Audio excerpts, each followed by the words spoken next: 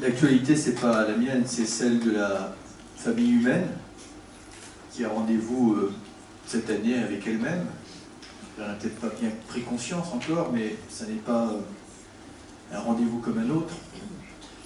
C'est peut-être le moment où se joue ou pas une forme d'accomplissement de l'humanité.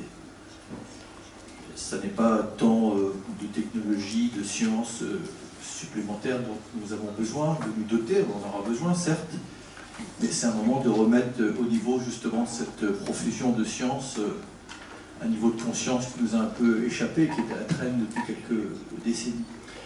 C'est un moment important, inquiétant et enthousiasmant à la fois, inquiétant si on laisse le temps décider à notre place, enthousiasmant si pour une fois l'humanité se voit telle qu'elle est, c'est-à-dire comme une petite communauté perdue entre l'infiniment grand, l'infiniment petit, et qu'elle est capable justement de suspendre un temps ces divisions réelles ou factices, que parfois nous entretenons avec une forme de grande gourmandise.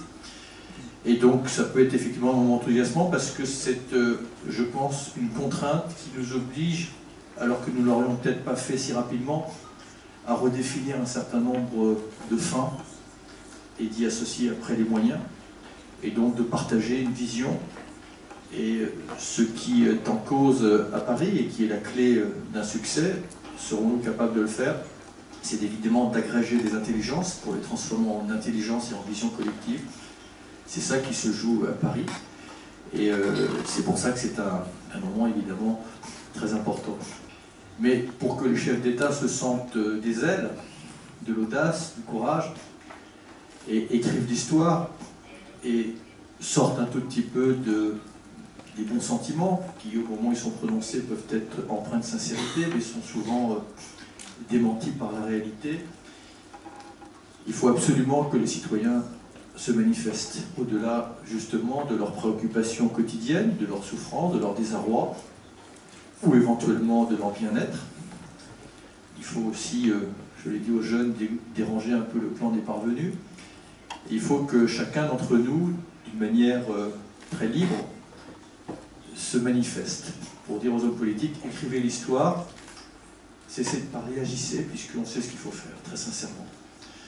On sait ce qu'il faut faire, sauf que quand on vous dit ce qu'il faut faire, je l'ai entendu il y a encore peu de temps, on vous dit vous êtes très sympathique, enfin, et encore, mais vous êtes surtout très utopiste. L'utopie, justement, pour ceux qui n'y croient pas, c'est de croire que le monde va pouvoir perdurer tel qu'il est. C'est-à-dire de croire que dans un monde que nous avons voulu, ou en tout cas que nous avons subi, relié et connecté, des contrastes vont pouvoir continuer à s'observer sans que rien ne se passe. Que les damnés de la Terre vont pouvoir regarder à travers leur écran d'ordinateur le club des nantis, et que nous allons pouvoir ajouter en permanence de l'inégalité à l'inégalité, provoquer l'humiliation, et que la Terre va continuer à tourner rond si on ajoute en plus à cela que l'homme s'est mis en situation de rompre tous les grands équilibres. Donc l'utopie, c'est de penser que rien ne va se passer et que certains pourront, à l'abri de statuts économiques ou de positions géographiques, être immunisés contre les conséquences de tout cela.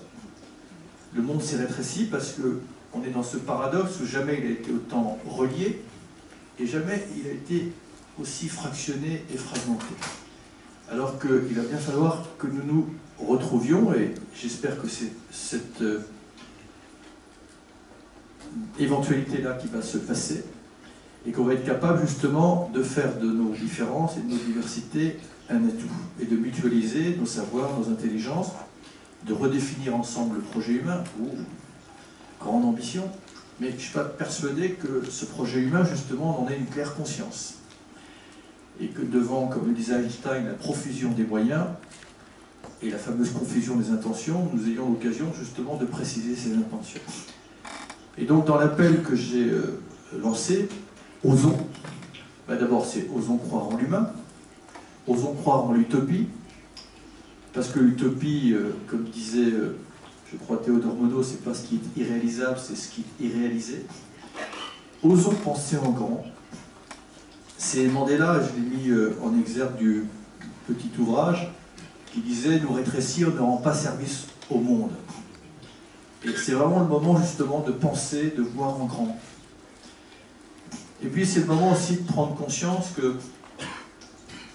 l'humanité qui parfois nous donne un peu à désespérer, celle qui préempte l'espace, celle qui parfois fait preuve un peu de cynisme, d'égoïsme, de nationalisme, d'individualisme, de fatalisme.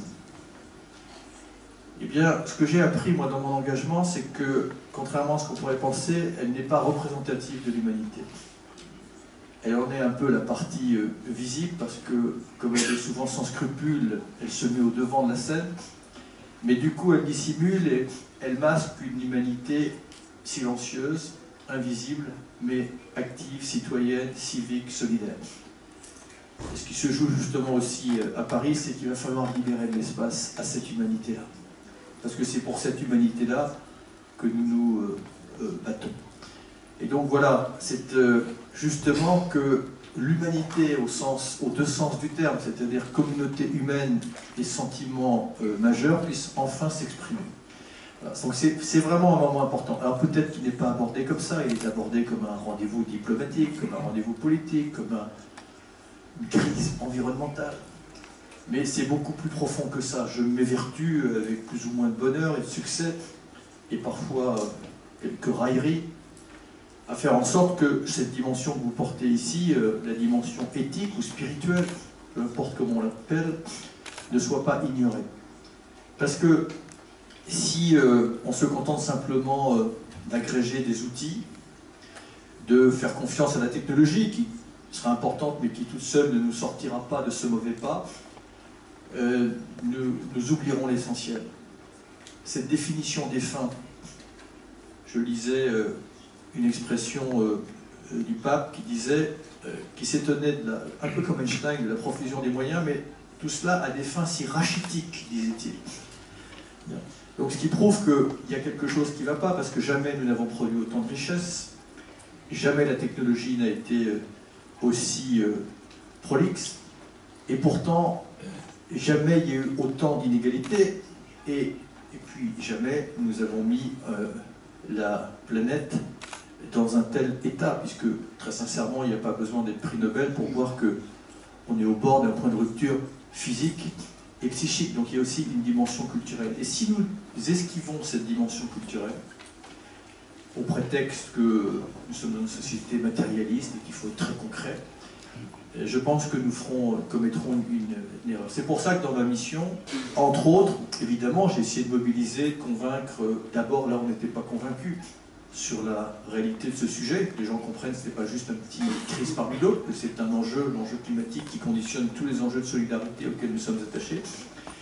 Mais j'ai aussi essayé de mobiliser les autorités spirituelles et religieuses, dans la même veine que votre réunion ici. On avait organisé, et vous nous y aviez aidé d'ailleurs, le sommet des consciences au mois de juillet à Paris.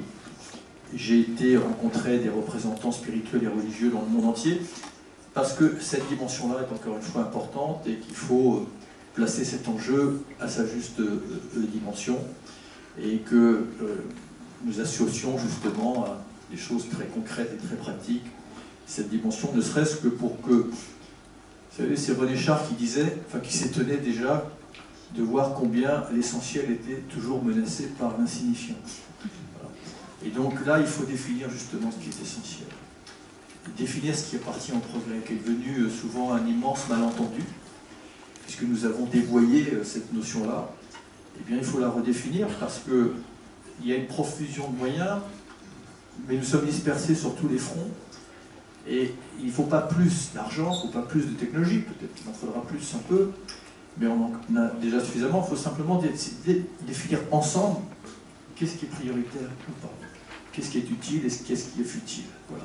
Et cet exercice, eh bien, il faut que nous fassions une forme de pression douce, apaisée, mais pour qu'on ne l'occulte pas.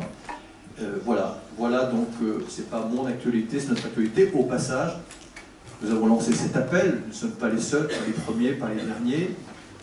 Vont jaillir d'ailleurs des appels dans le monde entier en vue de la conférence. Ce qui est important, parce que ça fonctionne comme ça, c'est aussi de faire masse. Et c'est pour ça que j'en profite, c'est que nous avons lancé un appel qui s'appelle Osons, et vous pouvez simplement signer cet appel, qui est simplement un appel, en fait, un rassemblement des citoyens pour interpeller les chefs d'État et pour leur dire « soyez gentils, agissez ». Et pour que nous ne soyons pas simplement dans l'incantation et dans le yaka, nous avons réuni 12 propositions, parce que plus que les engagements à Paris. Ce qui est important, et c'est pour ça qu'il faut être aussi dans la vérité, c'est les outils. Si on vous promet la Lune, vous allez quand même essayer de savoir avec quoi on va vous emmener sur la Lune. Et je ne voudrais pas qu'on nous promette la Lune, et notamment aux pays qui sont déjà dans la tragédie des changements climatiques, et qu'une fois encore, on leur crée une désillusion supplémentaire. Donc, c'est les outils qu'il faut mettre en place, et donc cet appel s'adresse aux chefs d'État. Et plus nous serons nombreux, et là, pour ce qui est de la France, en l'espace de quelques jours, nous avons été plus de 300 000 à signer cet appel, et nous serions probablement beaucoup plus si notre serveur n'avait pas explosé.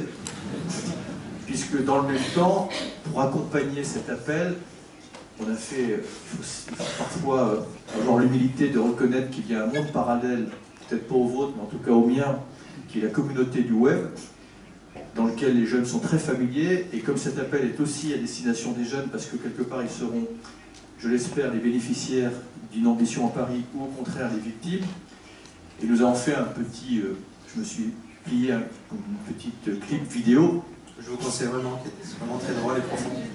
Qui est une très bonne occasion de pouvoir vous foutre de moi, et moi et de même, mais je découvre que c'est aussi une extraordinaire manière de faire en sorte que les jeunes parlent de cet enjeu-là, et compris avec leurs parents. Et nous sommes à 5 millions ou 4 millions 5, je ne sais plus, parce que c'est moi-même... 7 millions. Voilà, donc il y a quelque chose qui nous dépasse, mais ça n'est pas, je pense, simplement un petit buzz. Je vois simplement l'écoute que beaucoup d'enfants, y compris les miens, mon fils aîné n'avait jamais prononcé le mot COP21. Il faut dire qu'il avait fallu qu'ils s'y mettent à plusieurs pour trouver un truc aussi indigeste. Mais voilà, au moins c'est un sujet dont on parle et les jeunes vont, je l'espère, s'emparer. Donc plus nous serons nombreux, on dit souvent que les pétitions ça ne sert à rien, ça dépend à quel niveau on est. Au moment du pacte écologique, j'ai pu faire la démonstration que parfois ça peut servir à quelque chose. Donc, pardon, j'étais un peu long, mais voilà ce qui se joue dans les semaines qui viennent. Non, je te remercie, c'était vraiment inspirant et important. Ce qui me frappe en fait dans ton activité depuis longtemps, c'est d'essayer tous les moyens possibles pour justement mobiliser les citoyens, mobiliser les politiques, faire évoluer les perspectives des personnes. Je crois que c'est peut-être pour ça que tu as organisé le sommet des consciences avec ces représentants du monde religieux, parce que tu te disais où sont les experts en humanité, comment ils se positionnent par rapport à un enjeu qui nous concerne tous. Souvent tu dis que finalement la crise qu'on traverse, c'est moins une crise écologique, une crise économique, une crise de sens. Oui, mais parce que, bon, on a beaucoup d'excuses. L'utopie matérielle est apparue comme le faux espoir du monde. Et ça s'est fait avec une densité, une vitesse, une précipitation qui, quelque part, nous a perturbés. Cette profusion de sciences et de technologies dont on parlait est apparue comme a opéré comme une sorte de filtre du réel et quelque part nous a déliés de la nature. Et donc nous n'avons plus conscience d'abord, que nous faisons partie de la nature, deux, que nous dépendons de la nature également, de cette communauté d'origine et de destin que nous avons. Nous avons encore moins conscience que nous vivons sur un seuil étroit de tolérance. Parce que nous avons peut-être une confiance absolue dans justement la science et la technologie pour nous sortir de tous les mauvais pas dans lesquels nous sommes. Ce qu'on appelle le scientisme et le positivisme, on pense que le progrès est processus qui ne s'arrête jamais et que progrès et avenir sont toujours un couple vertueux. Bon, alors que la marche triomphante du progrès a quand même pris du plomb dans l'aile. Donc il y a cette dimension-là qui est très importante, effectivement, et il va falloir nous relier dans le temps et évidemment dans l'espace. Oui, donc je pense que l'homme s'est perdu dans sa propre échelle. C'est Jean Rostand qui disait « La science a fait de nous des dieux avant de faire de nous des hommes ». Ben, redevenons des hommes.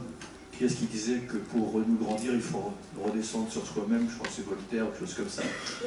Alors encore une fois, tout ça sont des formules, mais elles doivent quelque part nous alerter. Voilà, parce que on a été dans une époque, moi, que je caractérise comme le siècle des vanités. Et il faut revenir dans une forme d'humilité, et ça n'est pas nous diminuer, au contraire. Accepter nos limites. Je pense qu'au contraire, c'est nous grandir.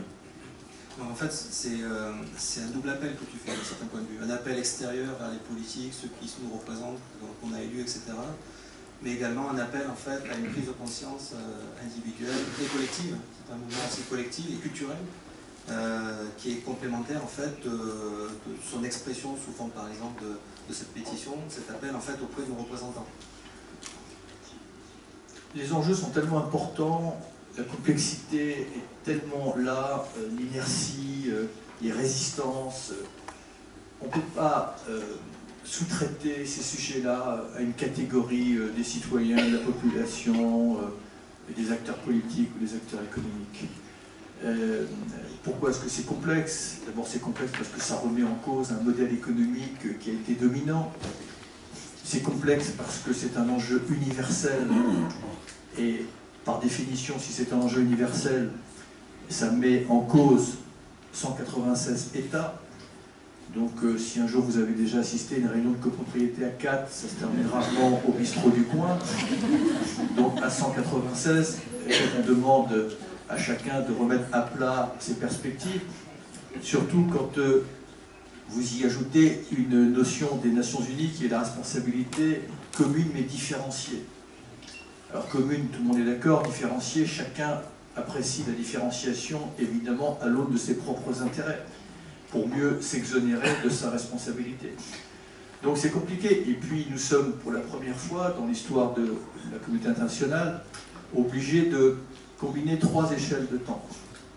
D'abord le présent qui est très dense, puisque aujourd'hui, notamment dans les modes de communication et d'expression, les intérêts particuliers convergent en permanence à flux tendu vers les responsables politiques pour satisfaire ces intérêts particuliers, souvent légitimes. Et en plus dans un monde qui est happé, comme dans un fleuve en crue, tellement les choses vont vite. La deuxième chose, c'est qu'on doit prendre en charge les dettes des 2 siècles précédents. Dettes d'abord écologiques, puisque quelque part la situation de la planète, l'épuisement des ressources et la rupture des grands équilibres, notamment climatiques, est la conséquence imprévisible de l'activité humaine. Dette économique, parce que même les pays riches ne sont riches que de leurs dettes. Et puis, dette, le mot n'est peut-être pas bien approprié, mais démographique, puisque nous étions sous Napoléon en dessous de 1 milliard d'habitants, et nous allons aller vers 7,5 milliards d'habitants, sachant que chaque habitant pèse, en tout cas pour les pays qui s'en sont un peu sortis, sur la planète, parfois 10 ou 15 fois plus que ne pesaient nos ancêtres. Donc. Et puis, 3e invité dans le radar de nos sociétés, le futur, est nouveau.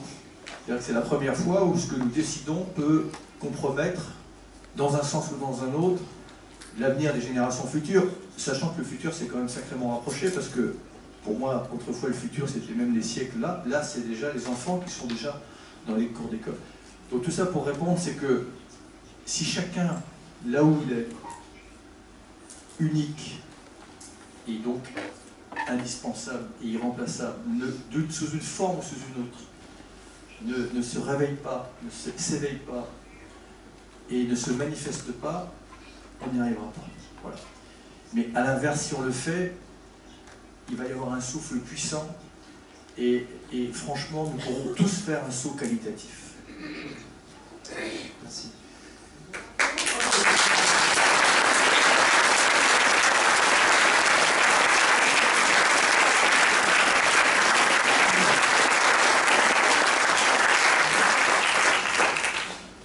Oui, merci Nicolas, c'est très inspirant. Et je me demandais, en fait, toi qui travailles tellement en fait, à cette utopie collective depuis des années, avec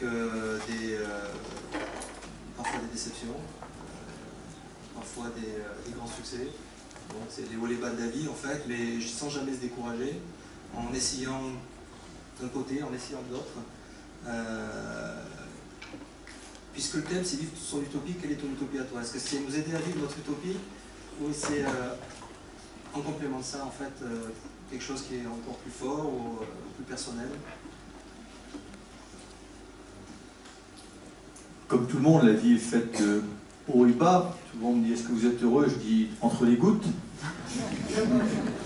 Et entre les gouttes, j'ai des grands moments de bonheur. Et j'ai eu franchement, et notamment dans ma relation à la planète, mais pas simplement la planète comme substrat minéral, végétal ou animal, même la planète dans sa diversité humaine, franchement, au-delà de mes utopies, de ce que j'avais imaginé pouvoir vivre. C'est d'ailleurs ce qui m'a relié, et cet émerveillement, je l'ai souvent dit, qui a été la porte du respect et de mon engagement. L'utopie, c'est... Je vais m'en sortir par une pirouette pour y répondre.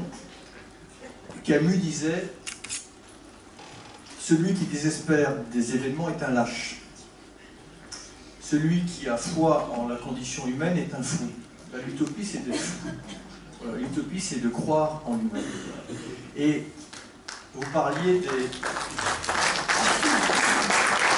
des moments, comme on a tous, où on est tenté de dire je raccroche et puis qui se débrouille.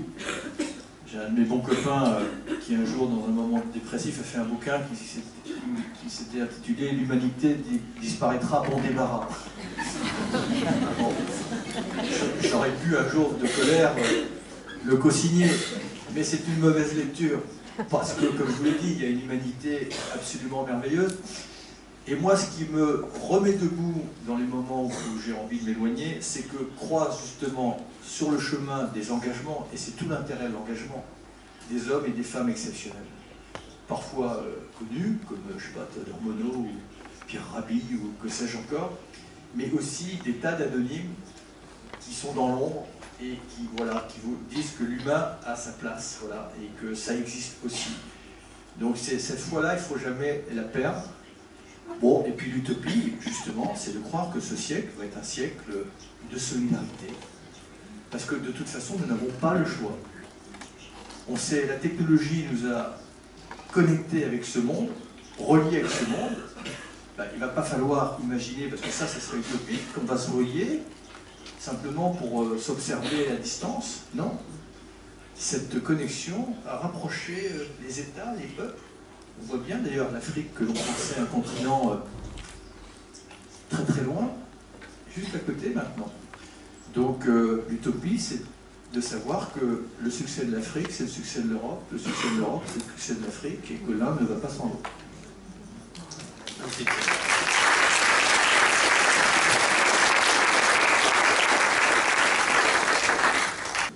Oui, bonjour. J'aimerais que Nicolas Hulot nous parle du sommet des consciences. J'aimerais en savoir plus, s'il vous plaît. Oh ben, le sommet des consciences, c'était une initiative que nous avons lancée avec le groupe Bayard Presse, qui nous y a aidés. Et l'idée, ça a été de réunir à Paris des autorités morales et spirituelles du monde entier. Et que dans la perspective évidemment de la conférence climat, et en amont de la conférence climat, nous puissions jaillir et émerger cette dimension spirituelle, encore une fois, pour éviter que cette dimension-là soit occultée à l'approche de la conférence de Paris. Donc c'était honnêtement un peu comme je pense de vivre ici, mais d'abord justement ces moments fantastiques où il se passe quelque chose parce qu'il y a une bienveillance, il y a une profondeur, il y a une simplicité, il y a une spontanéité, il y a une beauté. Et de voir justement, il n'y avait pas que des religieux, mais il y avait beaucoup de confessions réunies, certains que je ne connaissais même pas d'ailleurs. Mais tout ça, c'était un moment œcuménique, et justement qui incarnait cette utopie qui est que nos divisions et nos différences sont un atout, et justement il faut les mettre en commun plutôt que sans arrêt les confronter, parce que ce que je voulais symboliser, c'est qu'il faut qu'on se retrouve non pas sur ce qui nous ressemble, mais sur ce qui nous rassemble. Et ce qui nous rassemble, c'est justement l'avenir de cette tribu humaine auquel nous appartenons.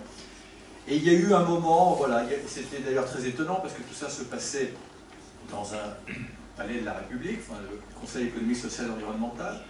Vous avez eu des moments de méditation, vous avez eu des moments de chant, des moments de musique, voilà, et encore une fois, ça remettait quelque chose qui nous manque tant, quoi. On est tellement dans pratique, et en oubliant, voilà, cette dimension de la conscience que vous portez ici.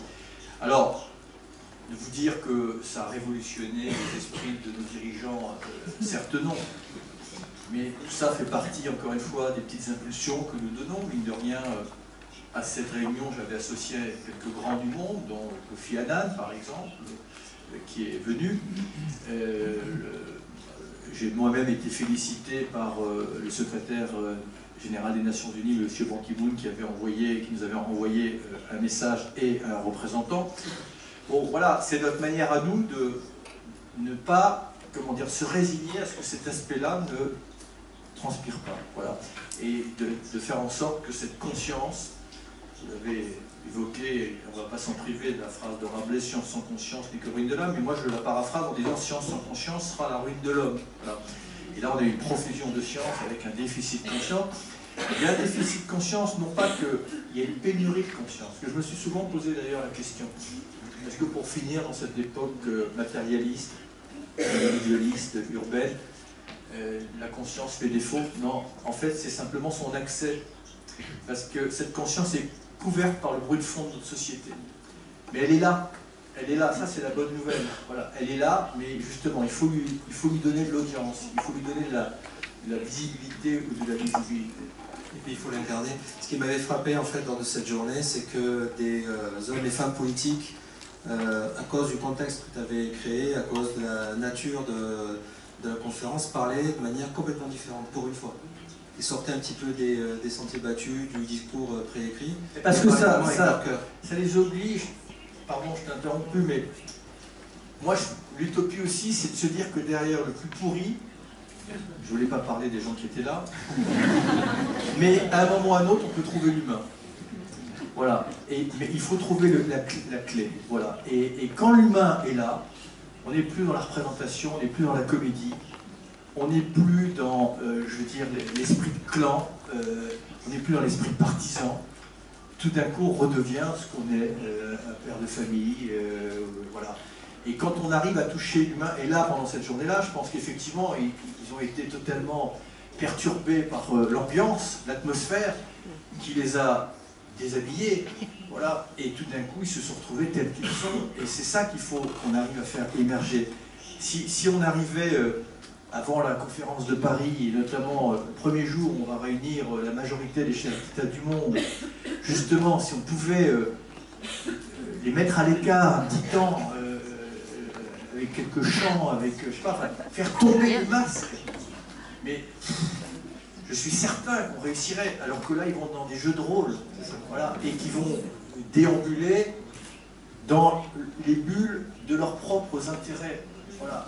Alors que là, il faut avoir un état d'esprit universel et se voir tel que l'on est. Et c'est de ça qu'il faut arriver à fracturer. C'est pour ça que souvent on dit quelles sont les plus grandes difficultés. Bon, il y en a plein, il y a les lobbies, il y a tout ce que vous voulez. Mais le verrou, il est culturel, vraiment. Absolument, magnifique.